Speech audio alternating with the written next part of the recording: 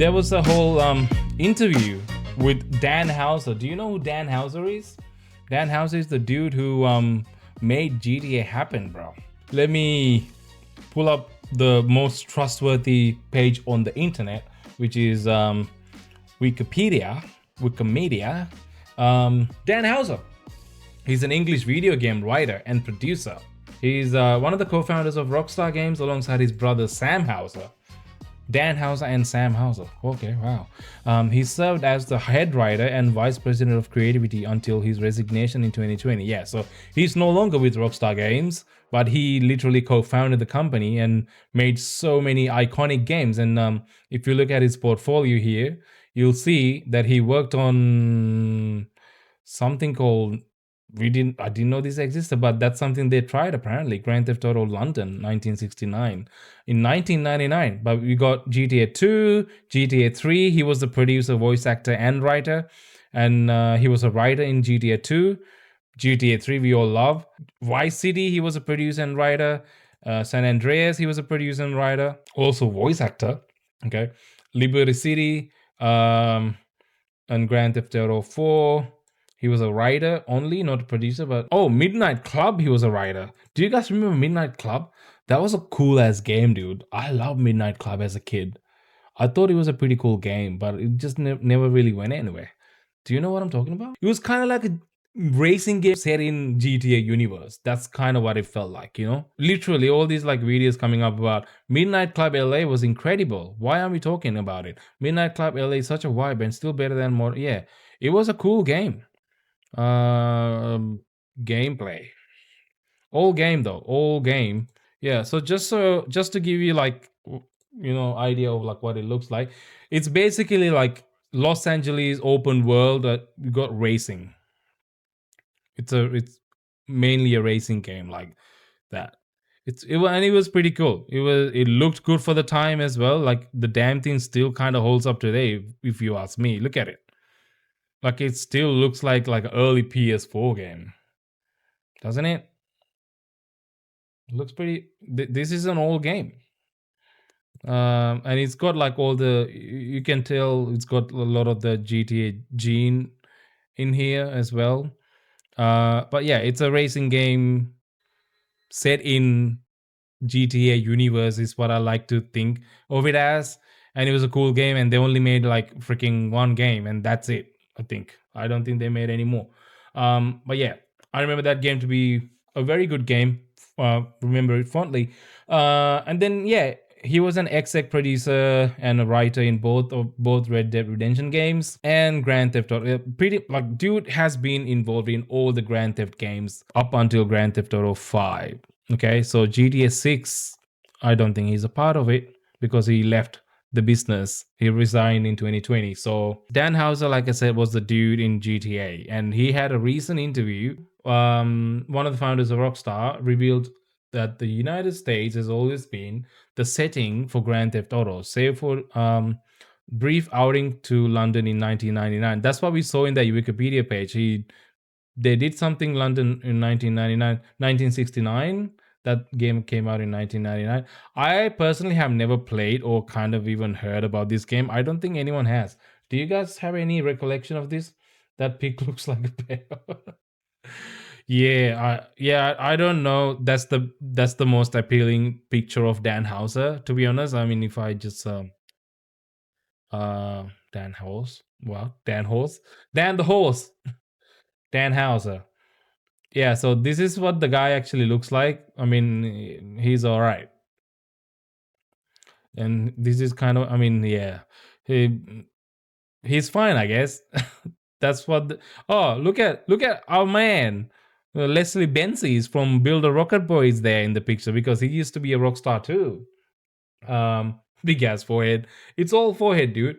Yeah, the dude broke away from Rockstar to make his own studio, Build a Rocket Boy. We talked about this, and they went on to make Mindside, which was a pretty terrible game. So yeah, that's that dude. So they were all part of the same team, I'm assuming. So yeah, but this guy's the founder. I'm assuming this is Sam. These are the brothers. I'm assuming they found Rockstar Games. Anyway, going back to the article, in House's words, there's too much Americana in the DNA of Grand Theft Auto for it to work in any other country. The stint in London in 1999 with a top-down classic, oh, it's a top-down classic PS1. So it's before they switched to 3D open world version of the game. I get it. That's why we haven't heard about it. 1999, dude. Makes sense. GT and Fallout Forever in America. During the Summer Game Fest showcase, we sat down with Bethesda Game Studios to learn about the recent update and the future of the franchise. Okay, I was told that Fallout probably won't ever leave the United States, and that's because it needs everything that happened in the USA in the franchise's universe to succeed. It's deeply rooted in Americana and the post-war atom-mad landscape that kind of exists in real life. Which it's funny you say that, but there's literally a game mode that released for Fallout 4 called Fallout London, which is like a full-on mode that is like a standalone game. I don't know if you heard about it, but yeah, Fallout London. This is like a bunch of indie developers. I think like they're just like literally like gamers who love Fallout. I think took them like freaking 10 years or something to make this, like a really long time. They took their time and actually made like a DLC for Fallout, which is based in London. It's a full, it's it's almost like its own thing with like a new map and everything. It's technically a mode, but it's like a full game that's an add-on for Fallout London. Even like Game Ranks did like a before you buy video for Fallout London. It's pretty crazy. Somehow they got around the law of having to have it set in Americana, and somehow made it work, and it got some good reviews as well. Respectfully, I need to disagree that everything has to be Americana. I think that these IP can exist outside of America. So similarly, Dan Houser recently explained on the Lex Friedman podcast, the Grand Theft Auto can't leave the United States. We made a little thing in London 26 years ago, GTA London for the top-down one. There was so much Americana inherent in the IP, it would be really hard to make it work in London or anywhere else. You needed guns, you needed these larger-than-life characters. The game was so much about America, possibly from an outsider's perspective. That was so much about what the series was that it wouldn't really have worked in the same way elsewhere. Concerning the first few games that came out in the GTA series, and even the game that's coming out, GTA 6, those are very American rooted games. I get it because the whole story kind of revolves in around the American culture itself, and you like you said, they do have larger than life characters, deep rooted in the American culture itself.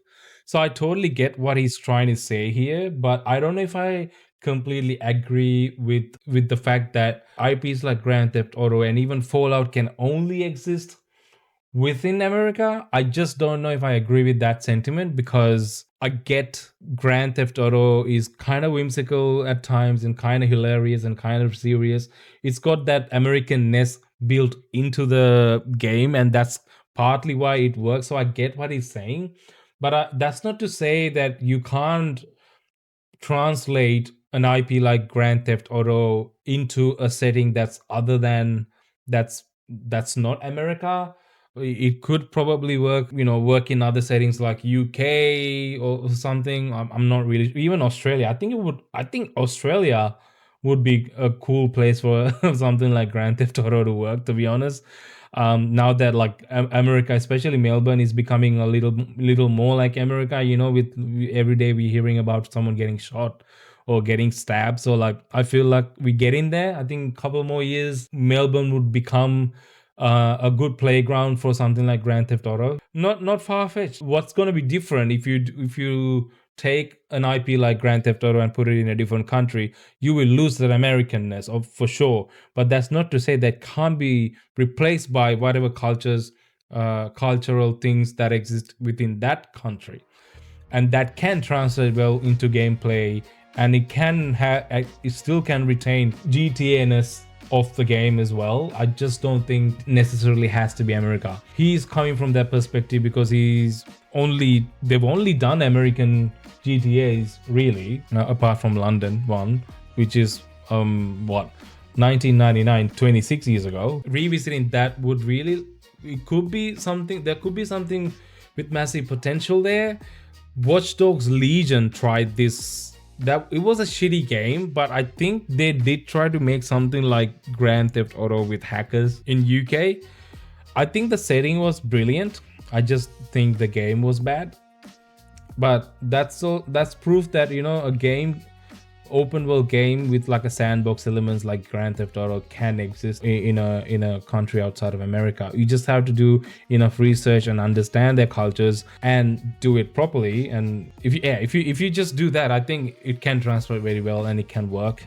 Fallout London already exists, which is not made by official developers, and it's a very successful game. It's not just like a map or something, it's literally like a game complete with voice acting, all of that. Like literally, it's a full game. It's amazing. It can exist. It comes down to the developers to make these decisions and understand that it can be done and then do it, you know. That's my take on his take about IPs like GTA not being able to exist outside of America. What do you guys think of this whole thing?